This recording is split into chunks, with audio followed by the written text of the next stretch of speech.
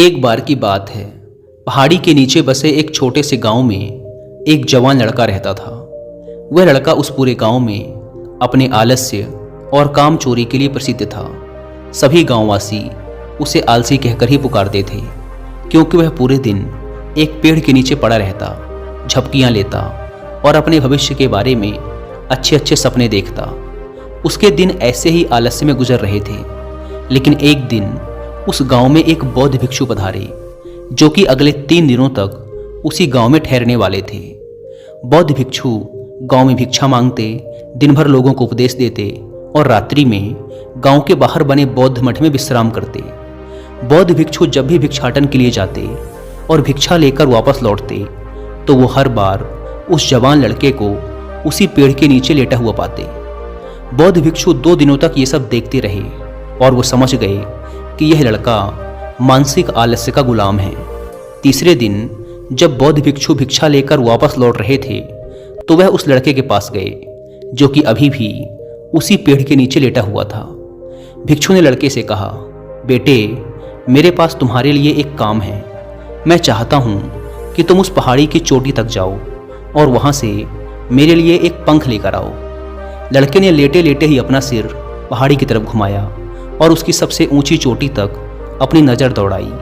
उसके बाद उसने बौद्ध भिक्षु की तरफ देखा और उपहास उड़ाते हुए कहा, यह असंभव है, मैं उस पहाड़ी के शिखर तक नहीं जा सकता, मैं बहुत आलसी हूँ।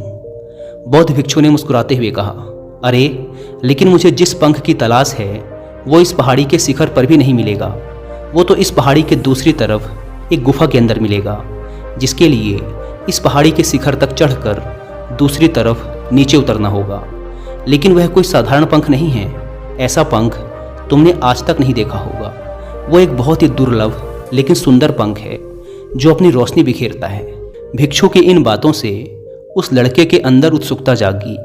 उसने आज से पहले ऐसे किसी पंख के बारे में कभी नहीं सुना था और ऐसे रोमांचक सफर के बारे में सोचकर वह अंदर से उत्साहित हो उठा। इसीलिए उसने भिक्षु की चुनौती को स्वीकार करने का निश्चय किया और वह पहाड़ी की तरफ चल पड़ा। लेकिन चढ़ाई बहुत लंबी और कठिन थी। जल्द ही लड़के का शरीर थकने लगा, सांस फूलने लगी और शरीर से काफ़ी पसीना बहने लगा। लेकिन फिर भी उसने चलना जारी रखा। वो जैसे जैसे ऊपर और ऊपर चढ़ता गया, उसे प्रसन्नता और उत्साह की अनुभूति होने लगी, जिसे उसने आज से पहले कभी महसूस नहीं किया था। अंततः जब वह कड़ी मेहनत और लंबे प्रयास के बाद पहाड़ी के शिखर पर पहुंचा, तो वह पूरी तरह से थक चुका था। लेकिन वह बहुत खुश था। उसे अंदर से आत्मसंतुष्टि का एहसास हो रहा था।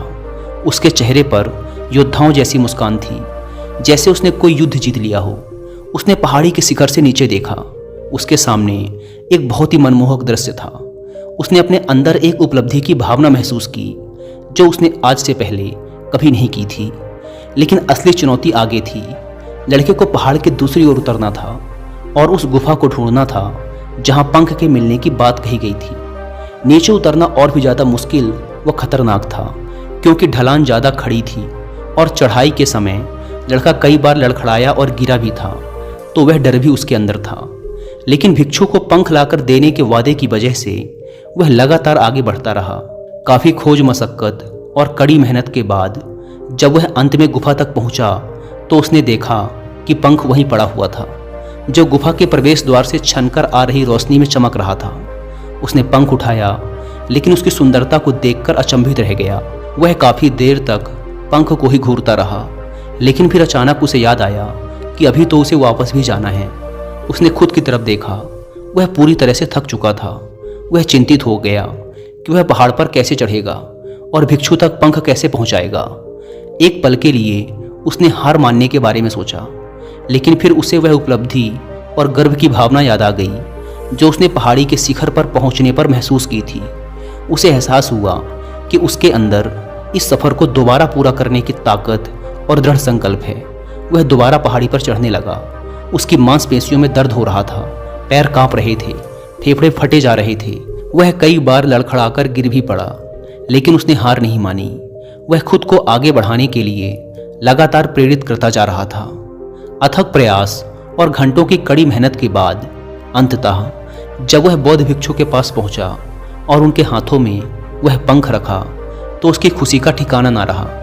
उसे महसूस हुआ कि आज उसने अपने आलस्य पर काबू पा लिया है और कुछ महत्वपूर्ण करके दिखाया है। उसके चेहरे पर इतनी खुशी और संतुष्टि का भाव देखकर बौद्ध भिक्षु मुस्कुराए और बोले, बहुत बढ़िया मेरे बच्चे, आज तुमने जीवन का एक बहुत ही महत्वपूर्ण सबक सीखा है कि आलस्य कोई ऐसी चीज नहीं है जिसे स्वीकार कर लिया जाए या सहन किया जाए। आलस्य एक चुनौती है जिसे दूर करना होगा। यह एक बाधा है जिसे पार करना होगा और आलस्य को खत्म करने के लिए तुम्हें अपना पहला कदम उठाना ही पड़ेगा। अपने लक्ष्य की ओर चलना ही पड़ेगा और तब तक चलते रहना पड़ेगा जब तक तुम अपनी मंजिल को हासिल नहीं कर लेते। लड़के ने भिक्षु के शब्दों की गहराई और उसके महत्व को समझते हुए हाँ में अपना सिर हिला दिया। आज उसे एहसास हुआ कि वह हमेशा से ही बड़ी और महान चीज़ों को करने में सक्षम था, लेकिन उसके आलस्य ने उसे रोक रखा था। अब वह जानता था कि उसके पास अपने रास्ते में आने वाली किसी भी बाधा को दूर करने की ताकत और दृढ़ संकल्प है। इसके बाद भिक्षु ने उस लड़के को आशीर्वाद दिया और उस गांव से चले गए।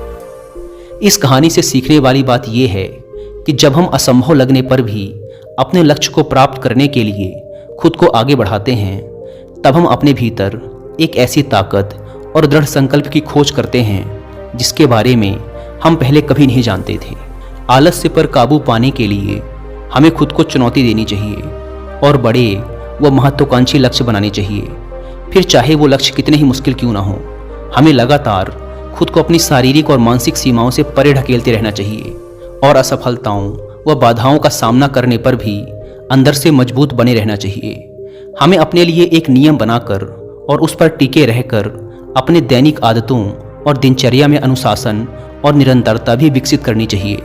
हम कुछ ऐसी अच्छी आदतें बना सकते हैं जो हमें मन न लगने पर भी ध्यान केंद्रित करने और क्रियाशील बने रहने में मदद करती हैं। एक और महत्वपूर्ण बात, आलस्य पर काबू पाने का मतलब विकास की मानसिकता विकसित करना है। इसका मतलब चुनौतियों और असफलताओं को विकास और सीखने के अवसरों के रूप में देखना, ना कि हार मानने के कारणों के रूप में। विकास की मानसिकता को अपनाकर हम असफलता के बारे में अपनी सोच को नया रूप दे सकते हैं और इसका अपने सुधार व सीखने के लिए उपयोग कर सकते हैं। और अंत में हमें अपने आलस्य पर काबू पाने के लिए अपने आराम को छोड़कर जीवन की चुनौतियों और अवसरों को स्वीकार करना ही पड़ेगा।